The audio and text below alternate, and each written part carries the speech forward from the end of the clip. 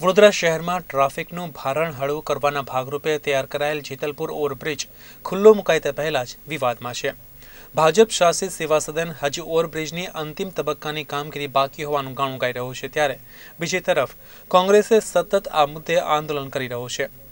સોમવારે વધુ એક વખત યુવા કોંગ્રેસના કાર્યકરોએ ઓવરબ્રિજ ઉપર દેખાવ યોજ્યા। ભાજપ અને રાજ્યના મુખ્યમંત્રી વિરુદ્ધ સૂત્રોચ્ચાર કરી કાર્યકરોએ જેતલપુર ઓવરબ્રિજ વિધિવત ઉદ્ઘાટન અગાઉ ખુલ્લો મૂકવાની માંગ કરી હતી। અહીંના જે બ્રિજની આસપાસ જે સ્થાનિક રહીશો છે એ લોકોએ જ્યારે અમે અહીંયા કાર્યક્રમ કર્યો તો બ્રિજનું ઉદ્ઘાટન કર્યું અને એ લોકોએ જે પ્રેસ મીડિયાના માધ્યમથી ખબર પડી તો એ લોકોનો અમે સંપર્ક કરીને એના જે સામાજિક કાર્યકર્તાઓ છે એ લોકોએ અમને કીધું કે અમે પણ તમારી સાથે જોડાઈએ છીએ।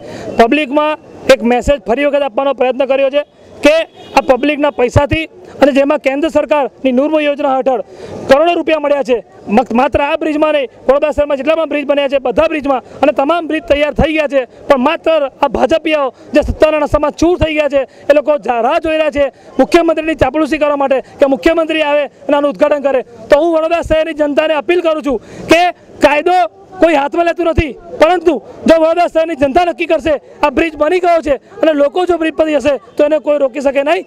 યુથ કોંગ્રેસના આ આંદોલનમાં પૂર્વ કાઉન્સિલરની સાથે સાથે સ્થાનિક નાગરિકો પણ જોડાયા। આ વખતે પણ પોલીસે દરમિયાનગીરી કરી આંદોલન અટકાવવાનો પ્રયાસ કર્યો હતો। કેમેરામેન રામ બોરે સાથે અમિત ઠાકોર, ગુજરાત ન્યૂઝ, વડોદરા।